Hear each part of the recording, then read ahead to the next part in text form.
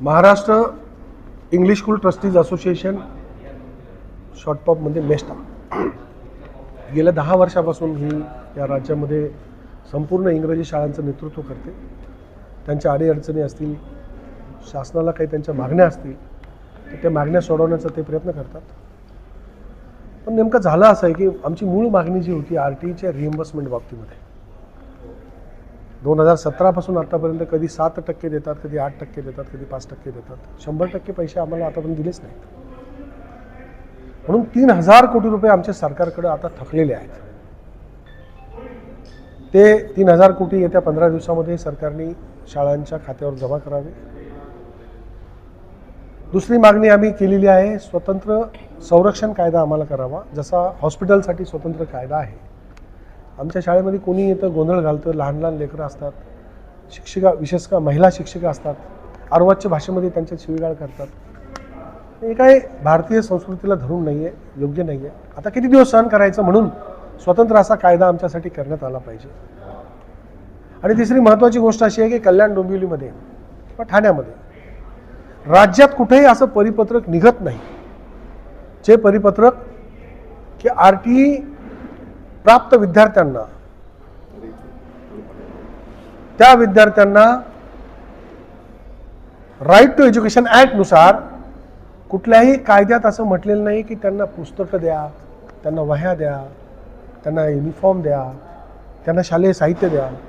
पण तरी देखील मोहम्मद तुगलकासारखं 10-20 पालक जर कोणी जाऊन बसले की शिक्षण अधिकारी लगेच फरमान काढतो आणि सांगतो वह्या द्या, पुस्तकं द्या, युनिफॉर्म द्या. अरे बाबा, 3 वर्ष 7 वर्ष झाली काही लोकांना, काहीला 4 वर्ष झाले, आम्हाला 1 रुपया दिलेला नाही त्या शासनानं RTEचा. आमची फी 40,000 रुपये 50,000 रुपये असते आणि 17,000 रुपये आम्हाला देतात. पण त्या 17,000 रुपये सुद्धा टायमावर देत नाही. आणि पुन्हा वह्या पुस्तकं हे द्यायला लागलं तर आमच्याकडे 500 विद्यार्थी आहेत. तुम्ही कल्पना करू शकता की 500 विद्यार्थ्यांना 5,000 रुपयाप्रमाणे जर खर्च करत गेलो तर किती पैसे काय काय विकावं लागेल. आता माणुसकीच्या नात्याने एखाद्या विद्यार्थ्याला आम्ही जर देऊ म्हटलं तर याचा अर्थ तो हक्क नाही, अधिकार नाही आहे. म्हणून ते जे काही पत्र आहे ते रद्द करावं ही आमची प्रमुख मागणी आहे. सर, इंग्लिश माध्यमांच्या शाळांची फीज वरती कायम दरवर्षीच वाढवल्या जातात आणि त्या पालकांना परवडणाऱ्या नाही आहेत, तरी सुद्धा मुलांना. मला समजला तुमचा विषय. माझा प्रश्न असा आहे की आता तुम्ही बघा, जो महागाईचा दर आहे, तुम्ही सगळे अभ्यासक आहात, महागाईच्या दराप्रमाणे पेट्रोलचे भाव वाढतात, डिझेलचे भाव वाढतात, अन्नधान्याचे भाव वाढतात, आमच्याकडे गाड्या असतात, गाड्यांचे भाव वाढतात. सगळ्या गोष्टींचे भाव जे वाढत चालले तर त्यानुसार आम्हाला फी वाढावी लागते. परंतु शासन आज 1,00,000 रुपयाच्या वरती फी घेतोय एका विद्यार्थ्याची जिल्हा परिषद शाळेमध्ये, महानगरपालिका शाळेत. आणि आम्ही घेतोय 50-60 हजाराच्या खालीच आहे. आज ठराविक शाळा 10 सोडून देतो ज्या इंटरनॅशनल लेवलच्या आहेत किंवा त्यांच्याकडे सुविधा आहेत, AC क्लासरूम असतील, AC गाड्या असतील, तो भाग वेगळा आहे. परंतु बिलो पॉवर्टी, आता दिव्यात जर गेलो आपण तर काय फी आहे, 15,000 रुपये 10,000 रुपयाच्यावर फी नाही. इथे मुरबाडला गेलो तर 15,000च्या वर फी नाही.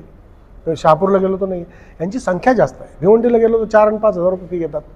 आमच्याकडे 500 विद्यार्थी RTEचे झाले, 1 रुपया मिळालेला नाही. त्यांना बसवायला जागा नाही आहे. शिक्षकांचा पगार कुठून द्यायचा. पण तरीही दर्जेदार शिक्षण नाही आहे. कारण बऱ्याचशा ज्या शिक्षक शाळांमध्ये बघितलं, आता आम्ही जेव्हा फिरतोय तर तिथे त्या दर्जाचे शिक्षक नाही आहेत, असाही एक पालकांचा आरोप आहे. प्रश्न असा आहे की त्या शाळेमध्ये जर आपण विद्यार्थ्यांची संख्या जर बघितली, विद्यार्थी वर्ग जर बघितला, तर जिल्हा परिषदमध्ये शिक्षण खात्यामध्ये शिपाई जो काम करतो, शिपायापासून तर शिक्षण मंत्र्यापर्यंत सगळ्यांची पोरं त्याच्यातच आहे. आणि जी क्वालिटी आम्ही देतो आत्तापर्यंत ती क्वालिटी कुणीही दिली नाही. अख्ख्या लॉकडाऊनमध्ये आम्ही ऑनलाईन शिकवलं. जे टेक्निकली आमच्याकडे डिजिटल बोर्ड आहेत, आमच्याकडे जे म्हणजे या विज्ञानाच्या युगामध्ये ज्या ज्या पद्धतीने आम्ही शिकवलं पाहिजे त्या पद्धतीने आम्ही शिकवतो. शिक्षणात 2026 रोजी जो काही आदेश कल्याण डोंबिवली महानगरपालिकेच्या शिक्षण विभागानं काढला तो म्हणजे विद्यार्थ्यांना युनिफॉर्म आणि बुक्स फ्री द्यावे, तो रद्द करावा.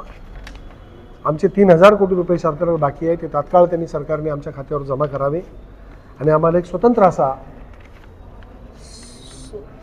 संरक्षण कायदा लागू करावा, एवढीच आमची मागणी. आणि त्यासाठी जर 15 दिवसात पूर्ण झालं नाही तर 15 दिवसानंतर परत तुमच्यासमोर येऊन उपोषणाची तारीख डिक्लेअर करेल आणि इथल्या कुठल्याही चौकामध्ये मी त्या उपोषणाला जाऊन बसेल. आता सांगता येणार नाही, पण उपोषणला मी बसणार आहे. मग आता मी बसणार आहे म्हटल्यावर माझ्यासोबत साधं बसण्यासाठी येतील लोक.